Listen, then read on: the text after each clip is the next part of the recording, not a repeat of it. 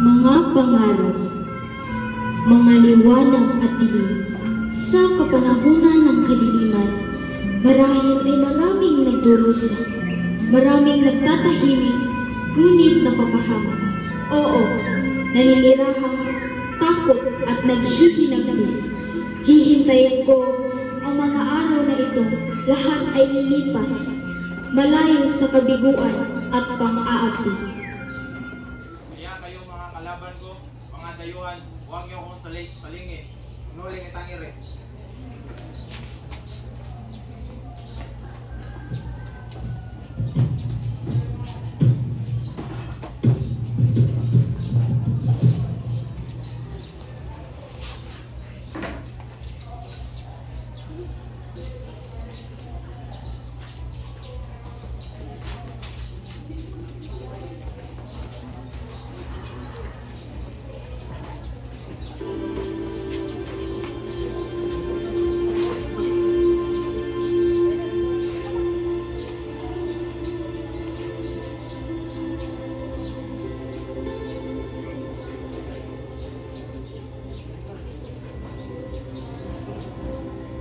Babatid na marami sa mga inyo ang mapang.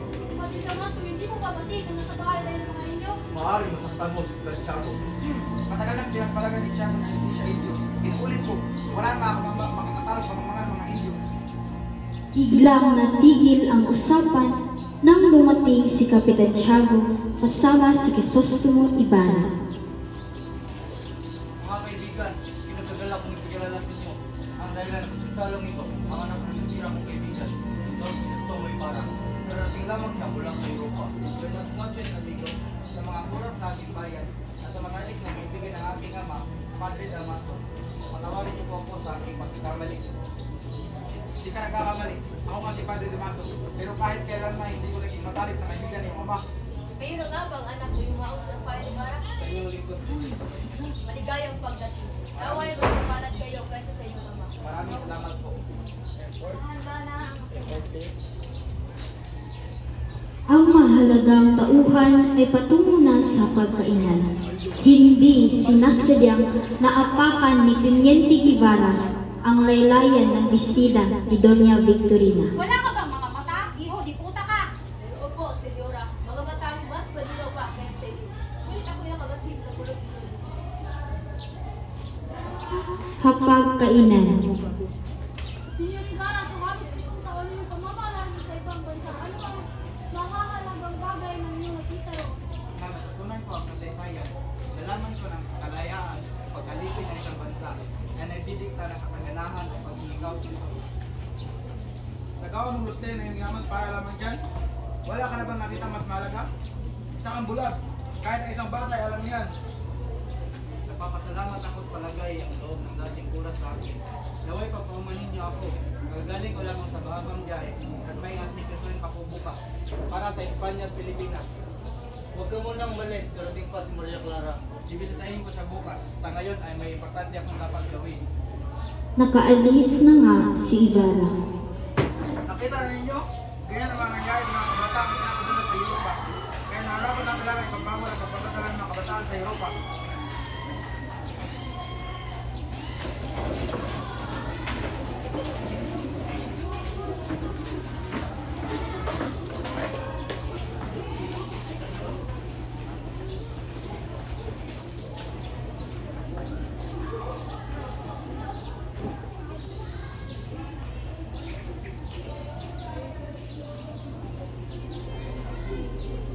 Sakaling maraming tao, abala si Ibarra sa kaiisip habang siya'y naglalakad.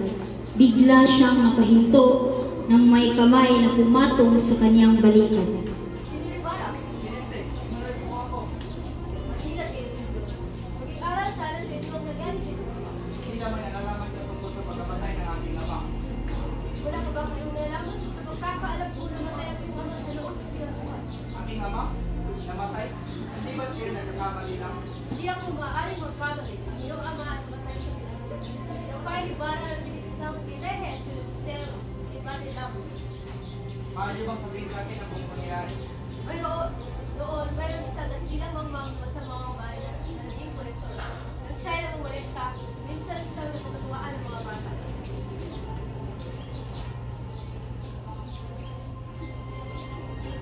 Flashback.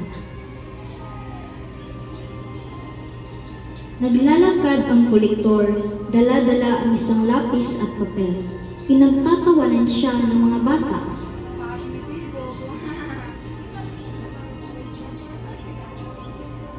Tingnan niyo ako, baka anong magawa ko sa inyo? Anong sabi niyo? Inapol ng kolektor ang mga bata. Hinagisa niya ng pastor ng isang bata at ito'y natamaan. Nahuli niya ito at kaniyang sinaktan. Ikaw, anong sabi mo? Nagbibiro lang po ako. Tawan mo sila. Hindi ko kaya nasaktan mo yung mga bata. Tinulak ni Don Rafael ang kolektor ng buwis at ito'y nawalan ng balanse. Masama ang pala dahil nagtutulak ang ito. Dahil di ko iulit yung amal ko. Pinakamilat, inabit naman ko. Dahil sa kabilog pangalayan ng sila ko ng kalusuan. Sinagpuan na naman tayo. Kaya pala hindi sinabi sa akin yung ginagawa sa ilan. Ama ko.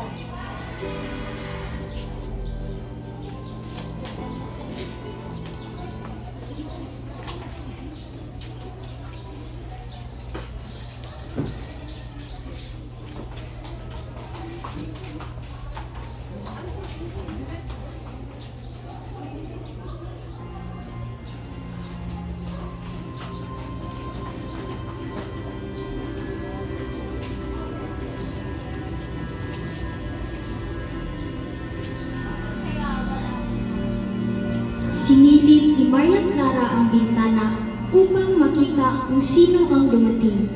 Nang nakita niya si Crisostomo, ay agad siyang tumakbo sa kanyang silid at agad nagpaganda. Pumasok naman si Crisostomo at siya'y sinalubong ni Tia Isabel. Magandang araw po sa Isabel. Nandito po ba si Maria Clara? Si Tia Isabel ay pumatok sa pinto ng silid ni Maria Clara. Maria Clara, hindi ay Isabel mo ito.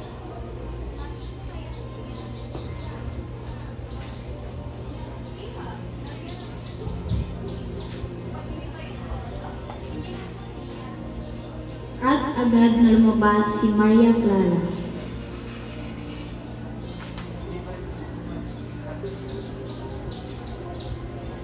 Nagtungo silang dalawa sa azotea.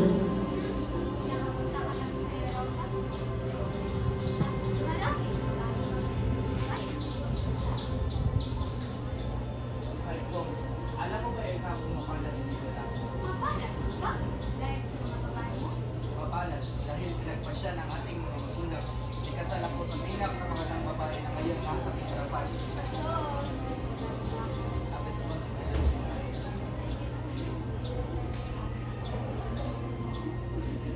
matawarin mo ako kung magpapaalam na. Dahil bukas ay araw ng mga matay at kailangan ko na pumunta sa kanya. Hanggang sa muli pa. Pumitas ng mga bulaklak si Maria Clara at ibinigay ang mga ito kay Crisostomo.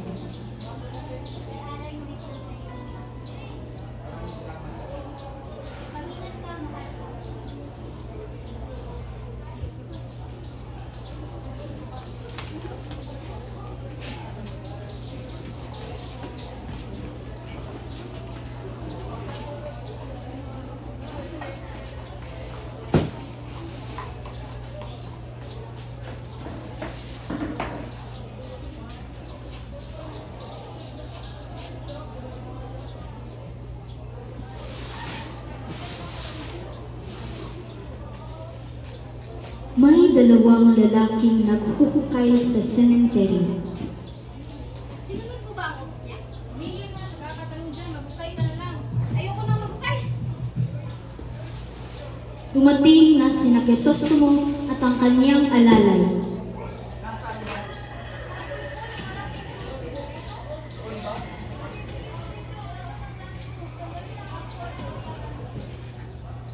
Nilapitan ng alalay ang naghuhukay at nagtanong. Alam mo ba kung saan ang malaking puso sa inyo? Yung malaking puso. Sinunod ko na yun. Ano? Bakit mo naman ginawa yun? Nakapag-usal lamang ako ng malaking puso. At anong ginawa mo sa bangkay? Sinabi sa akin ng malaking puso, itapon ko lang sa hindi na naman.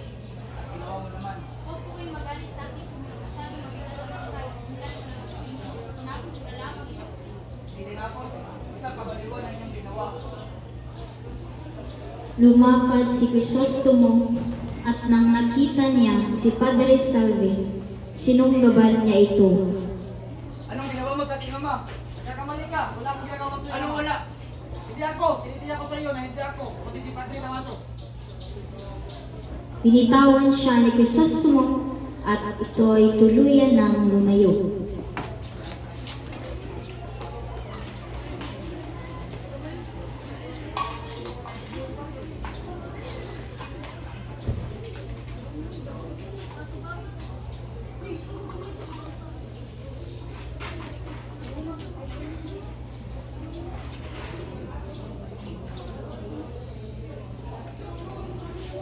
Nangangampana ang dalawang sakristan na sina Basilio at Crisostomo. Magpahinga muna tayo, Crispin.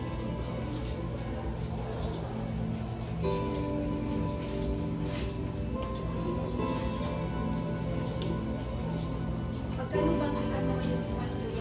2 piso ang aking ba? Nais kong bayaran ko ang sinabi niyo na ninakaw. Sirang ka ba, Crispin? Di ba 32 piso ang binigyan kita sa'yo? Kahit isang taon pa akong magtrabaho, hindi ko mababayaran yan. Ngunit wala po talaga akong ninakaw. Wala akong ninakaw, kuya.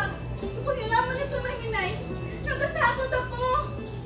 Tahan na, Crispin. Tahan na. Hindi rin naman maniniwala si inay. Huwag ka nang mawala ng pag-asa. Basilio!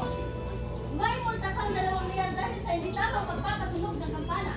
At ikaw, Crispin, hindi ka maaaring umuwi hanggang hindi mo sinatauli ang ninakaw mo. Ngunit wala po talaga akong ninakaw! Magsisinungaling ka ba? Matagal na po namin hindi nakikita ang aming inay.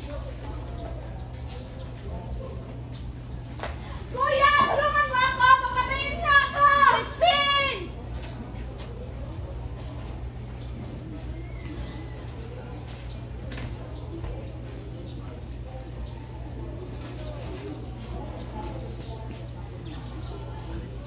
Nang nakaalis na ang dalawa, pilit niyang iniahon ang kaniyang sarili at tumakas siya gamit ang lubid ng kampana.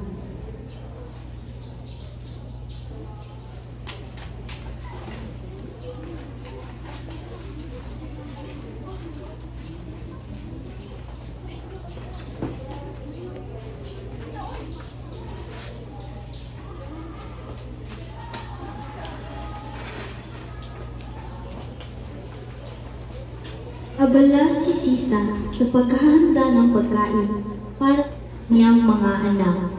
Marahil ay nagugutom na ang mga anak ko. Hindi ko sila hayaang magutom. Kaya naman, nagtinda ako ng masarap na pagkain. Biglang dumating ang lasing na si Pedro. May mga kain ba? Mayroon. Saan? Saan ko naman nagugutom na? Oo.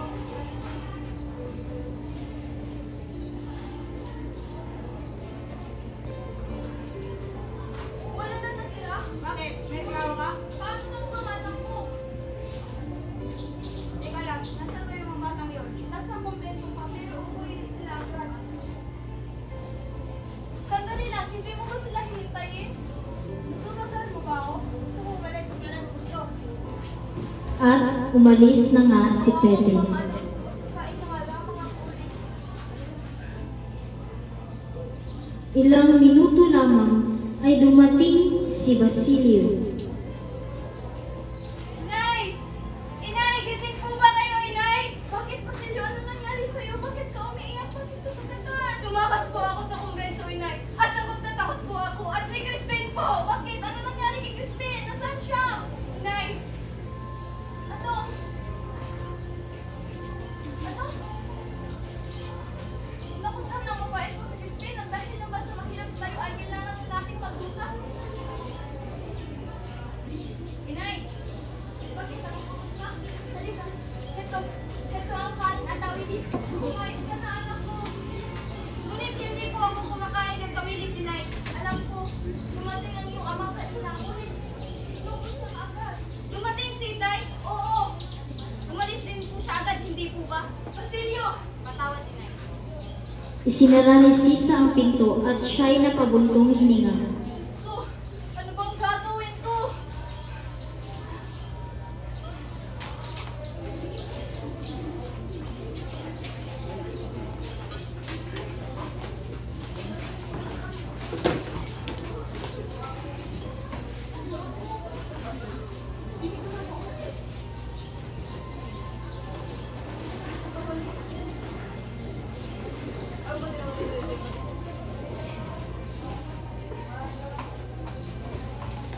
Tumungo si Sisa sa kumbento, dala-dala ang isang bakul na puno ng mga gulay. Para sa pura, nais ko sana siyang makausap. Hindi ba kasi umuwi ang anak ko? Abay, magkakasama ka ng bata niyo, kumakapit. Sa katunayan, parating na ang mga brothers ko. Hulihin ang mga magnanakaw ng anak. Hindi magnanakaw ang mga anak ko. Hindi na magnanakaw, huwag umiyak ka ng mga anak mo. Wala kang magpala dahil nagmana sila sa kanilang anak. Tumatakbong tumungo si Sisa at nakita niya ang mga gwardiya sibil. Tumakbo siya ng tumakbo ng tumakbo. Ikaw ba si Sisa? O ako mo si Sisa, wala hindi mo magnanakaw ang anak ko. Huwag tayo kanila, ngayon mo lang sitwasyon. Hanggang hindi mo sabihin kung saan tinatago si Christine. Senyor, ilang araw ko na hindi nakikita si Christine. Ikaw gano'n. Isa ulit na lamang, pero ninakaw niyo yung mga anak. Senyor, kahit kung minsan nagugutom ang mga anak ko, ay hindi ko nila nagawang magnakaw. Maniwala kayo. Sinungaling! Pero senyor, wala ko talaga ninakaw ang mga anak ko. Maniwala kayo. Bubulong ka sa bilangguan, pero hindi ka nagsasabi ng totoo. Dumating ang Alperes at nalaman ang tungkol kay Sisa. Pamalihan niya ng kura. Pakawalan niya siya kung isang magaling pa. At kung gusto ng kura makita ang kanyang ginto, sabihin niya sa kanya, malalangin siya kay San Antonio.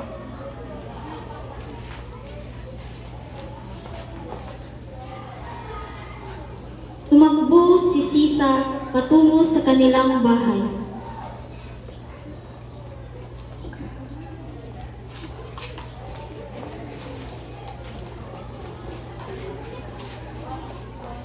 Crispin! Basilio, mga anak ko, nasa na kayo?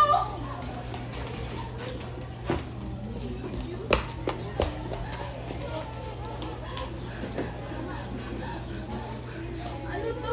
Damit ni Basilio? Dugo! Damit ng anak ko, magnanakaw! Ina ako ng mga magnanakaw!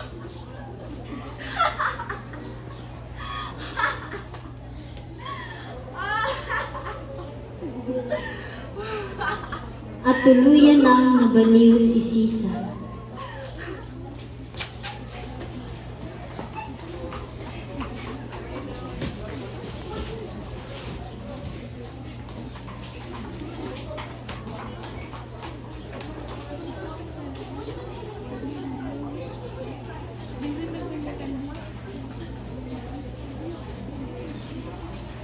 Si Maria Clara ay masayang nakikipagkwentuhan sa kanyang mga kaibigan. Maria Clara, kamusta na kayo ni Ibarra? Kami ni Ibarra? Kami ni Ibarra? Hindi ba? Kala natin lamang niya? Oo, sa katunayan, papunta na siya dito ngayon at sabay ko. Oy! Magandang araw mga binibini. At sa aking tinatanong si Maria Clara. Oh, Jesus ka mo. Maaari niyo pang ipabaya sa akin si Maria Clara. Kami natakalog na kami tulog, Ginoong Ibarra. Maaari na ba tayo mamalis sa mahal ko?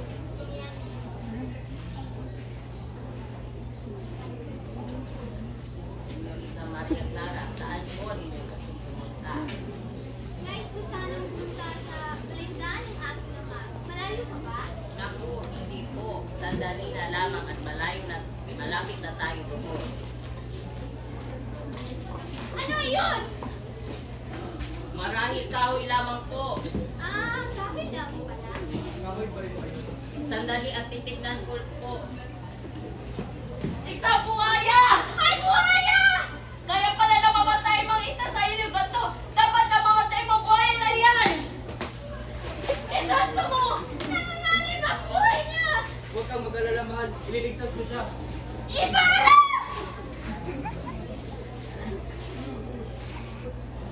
Nasaan na sila? Baka anong nangyari sa kanila?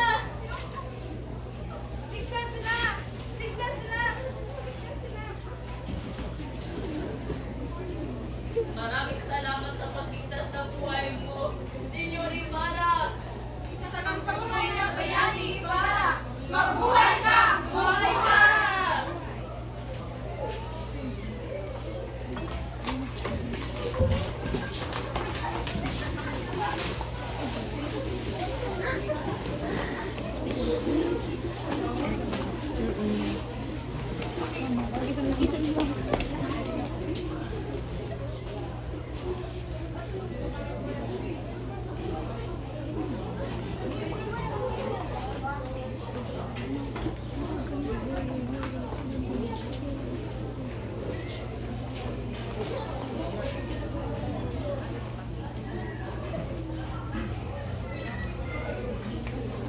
Maraming tao sa paligid dahil ito ang araw ng pagbabaon ng panukulang bato ng bahay paaralan na itatayo ni Ibarra. Senyor Ibarra, ikaw naman ang magkagaya ng pagpala sa ibabaw ng bato. Pinagagalak ko po.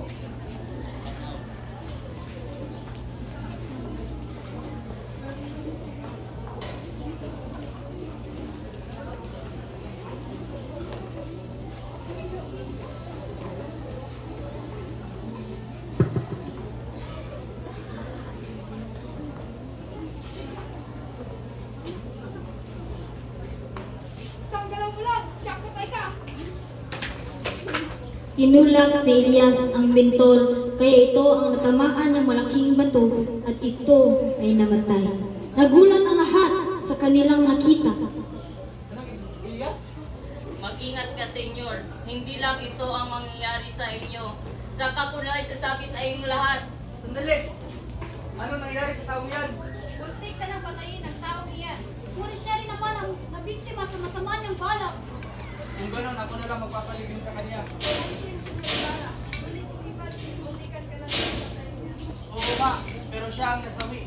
May parusa pa ba siyang dapat matanggap? Pinapatawad ko na siya. Bye-bye ka lang ganyan. Mabuhay ka. Mabuhay.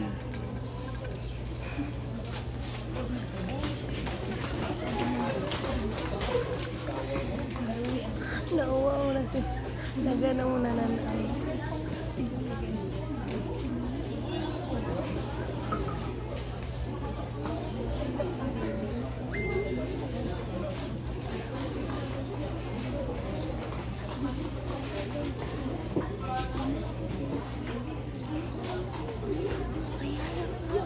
Dagan kisulog ka. Dagan kisulog ka.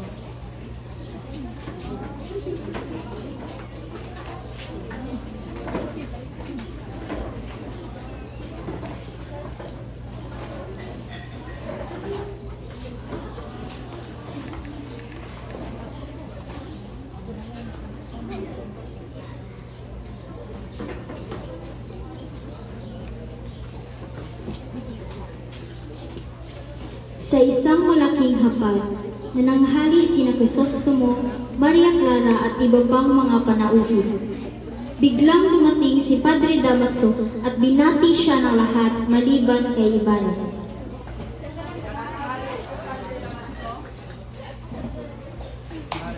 Gusto mo ba bang pagkakatayo? Pananawanay ka na kayong paaralan?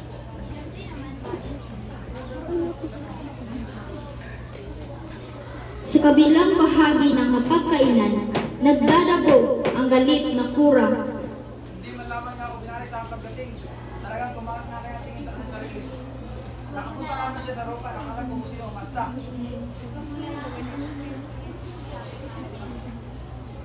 Wala mo lang kung ano po na nandito sa kurang yan. Katulad lamang siya ng kanyang ama. Akalain mo sino ang bisete, ngunit hindi rin marunong gumalang sa batas ng simbahan. Patawad, Maria. Ngunit hindi ko na ito matitiis pa. Nararapat naman siya nagparusahan at mamatay sa kulungan at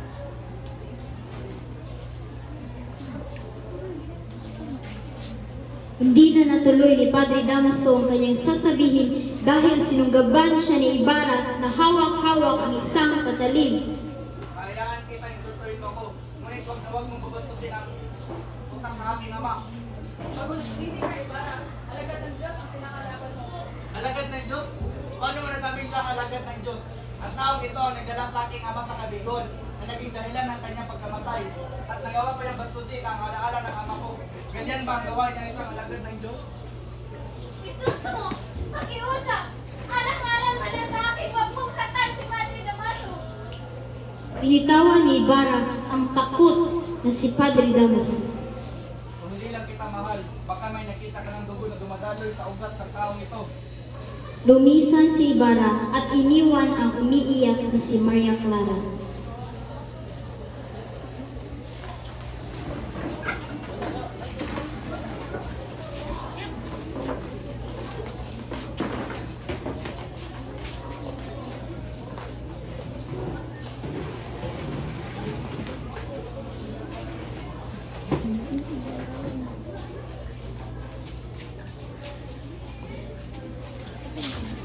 Narinig ni Doña Consolacion si Sisa na umaawit kaya ipinatawag niya ito sa mga gwardiya sibil.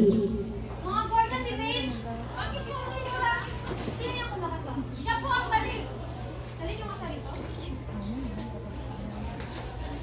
Narito na po, Senyora. Pakatahin siya. Umawit ba? Umawit ka! Awit! Awit na!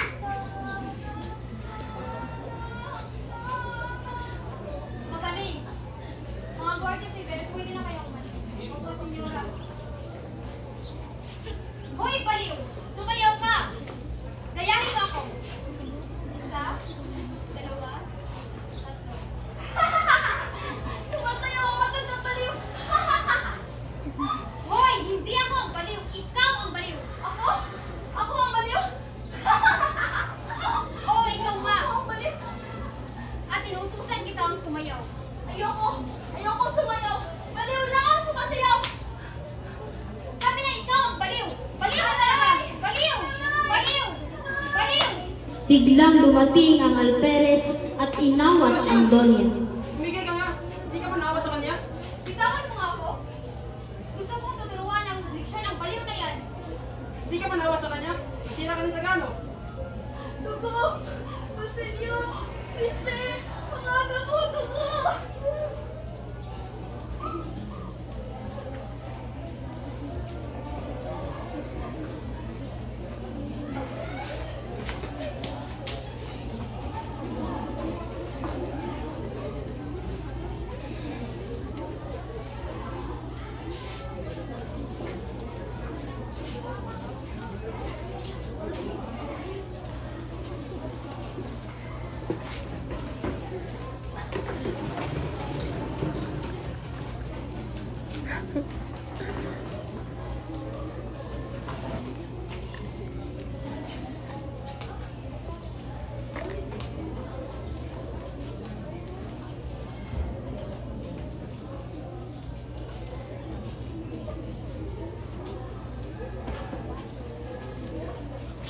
Sa tahanan nila Kapitan Tiago ay dumating ang mag-asawang De Espadanya kasama ang isang binatang Kastilang nagngangalang Alfonso Linares upang alamin ang kalagayan ng may sakit na si Maria Clara.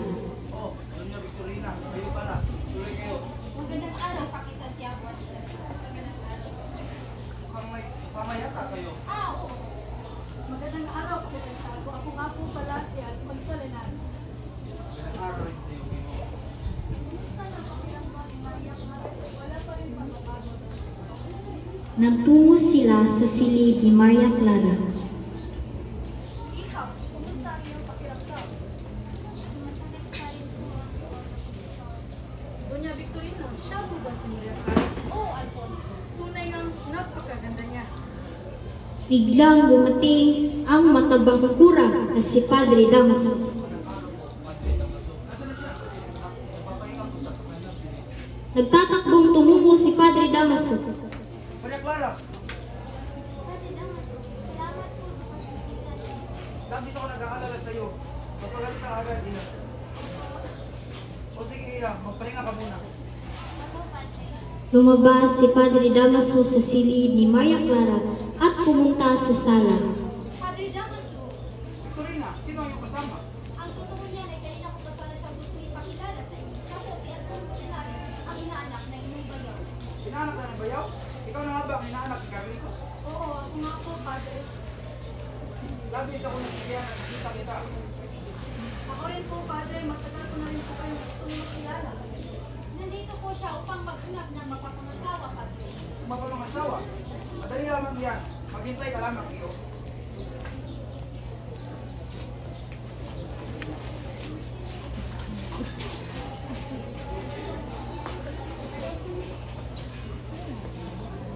Akin sa kanamito na kaibigan.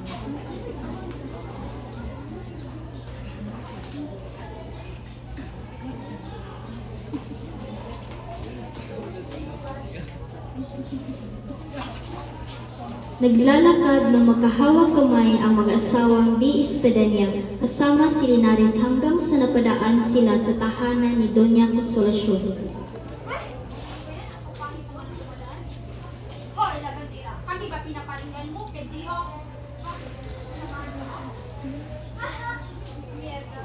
Ano sabi mo, labandera? Baka gusto mo, ilabhan ko yung kurso mo. Baka gusto mo. Hoy, makandang makukulat kung makapagsalita ka, kala mo kasi ka. Bumaba si Doña Consolacion, hawak-hawak ang latigo ng asawa. Tiyempo namang dumating ang alperes. Ano sabi mo? Gusto mo gusto sa'yo? Di kita ulungan, tigoy la parter la kara. Tumigil na kayo dalawa, para kayong mga bata. Alperes, pagsabihan mo nga yung asawa mo mukha makukulat. Hindi ka lang isang babae. Tiburcio, bakit hindi mo lamang sinalaman ng Alperes sa iyon? At ikaw, Alfonso, binabalaan kita. Kapag manihin mo sila hinamon, hindi ka makakasal ka Maria Clara at malalaman ng lahat ang tunay mong pagkatao.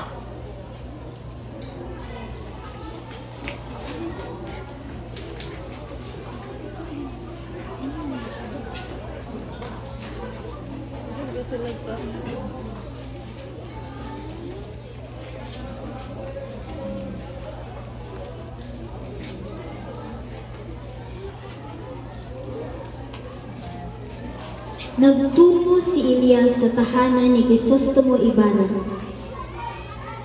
Tao po! Tao po! Elias, Iligtas inyong sarili, Senyor. Magpalis ka sa lugar na ito. anong ibig mong sabihin? May magal sa magaganap at ikaw ang ipapasimulo nito. Sino? Hindi ko alam sino nagpasimulo nito. Ano bang dapat kong gawin? Magsunod ka na lang. Ihanda mo papeles mo, tapos isunod mo ito. At umalis na kahit sana, hindi ka nila makikita. Alam ko hindi basta-basta't magkailis sa bayan na ito. Pero wala na ito ibang paraan. Maraming salamat, kaibigan. Pumunta si Ibarra sa tahanan nila Kapitan Tiago habang pinamumunuan ni Padre Salve ang dasal.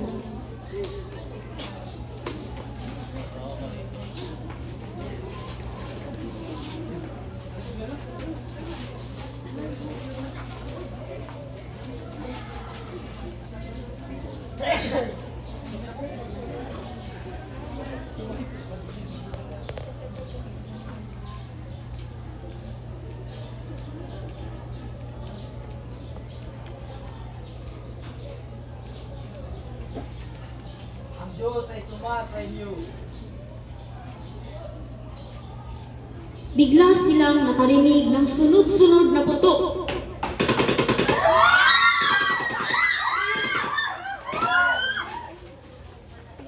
Nataranta silang lahat at nagmadaling umuwi si Ibarra at nag-impake. Bigla namang may kumalabog sa pinto.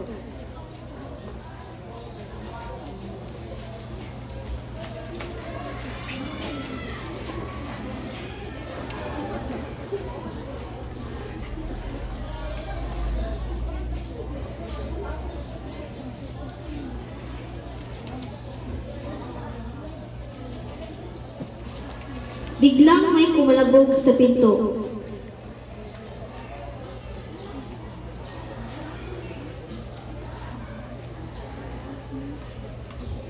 Sino po yun? Mamaya, lagyan ng batas. Bakit po? Arestado ka, sumama ka sa amin. Sumama si Ibarra sa kanila. Bumalik si Elias sa tahanan ni Ibarra at sinunog ito at agad na umalis.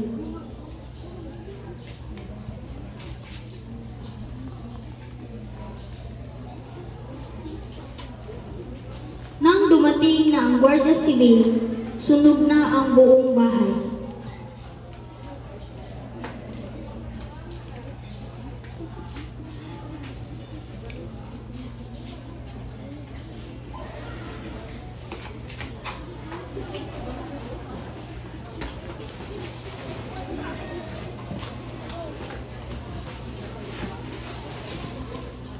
Uy, kasi...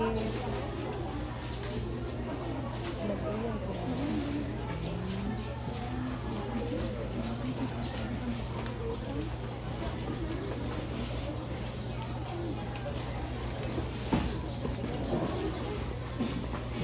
gabi, may isang salo-salong naganap sa tahanan ni Kapitan Tiago. Pinag-uusapan ng mga panauhin ang balita tungkol sa pagdakip kay Crisostomo Ibarra. Kasabay nito ang balitang ikakasal na si Maria Clara sa kastilang si Alfonso Linares. Ang malungkot na dalaga ay nagtungo sa azotea at pinagmasdan ang ilog. At makalipas ang ilang sandali, nakita niya ang isang bangkang paparating. Crisostomo? Maria, inuwi mo ko ni Elias mga tapas. Patawarin mo ako kung mahal ko. Hindi masama ang loob ko sa'yo. Ako ang patawarin mo. Kailangan ko nang lumuyo sa'yo sa lugar na ito. Hindi mo kailangan humingi ng tawad dahil alam ko, nag-alinlangan ka sa akin pag nalaman mo. Alaman kung ano. Na ang tunay kong ama ay ang kinusuksukulan mong si Padre Damaso. Paano? Basta, lagi mo lang tandaan na kahit saan naman, ikaw lang ang kasama ko. Kala Maria Clara. Umalis na si Ibarra at napaiyak na lamang si Maria Clara.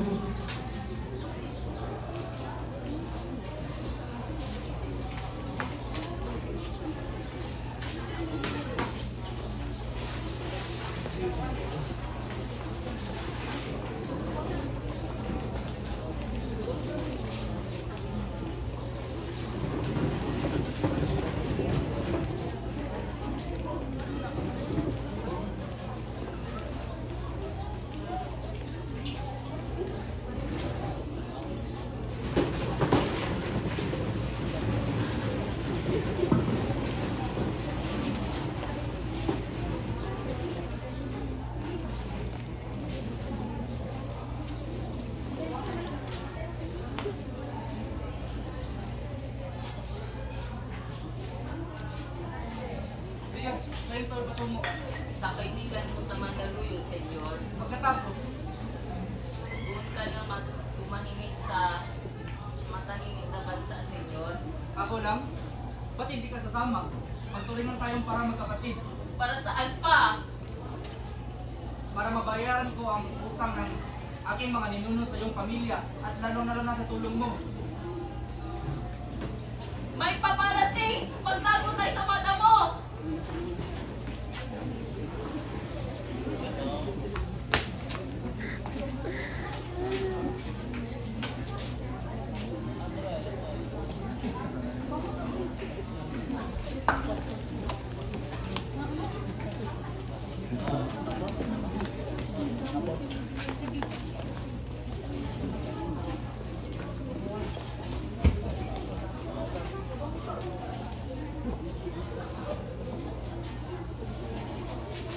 Nakatitig ni Maria Clara sa pahayagang naglathala ng kamatayan ni Crisostomo. Hindi ito maaari, mahal ko. Ano nangyari sa'yo? Masaya na po ba kayo? Ano ibig mong sabihin? Wala na. Patay na si Crisostomo. Wala na ang taong mahal ko. Ngunit, Tanging si Ibarra lang ang mahal ko. Walang iba at hindi ako magpapakasal ni Alfonso. ngunit, Pag itutuloy niyo pa rin ang pagpapakasal sa aming dalawa, magpapakamatay ako. patawarin mo ako. Iyak, patawarin mo ako. Kung nangimasok ako sa buhay yun ni Crisostomo, patawarin mo ako. Pagmumukha na lang ako. Iniwan ni Maria Clara ang nakalugod niyang ama. Diyos ko, ito na ba ang parusa sa aking mga nagawa? Sir, ano po, sir?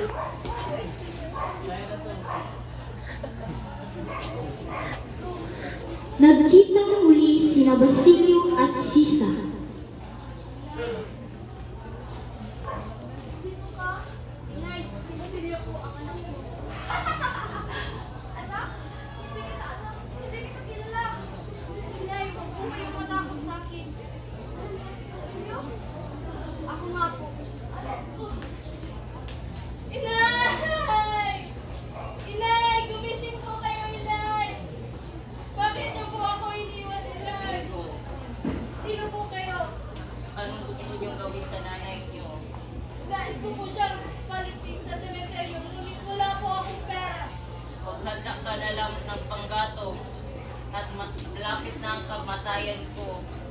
Ilibing mo ang mga katawan namin hanggang sa at isulog mo ito hanggang sa maging apo. At maghukay ka at may makikita kang kayamanan.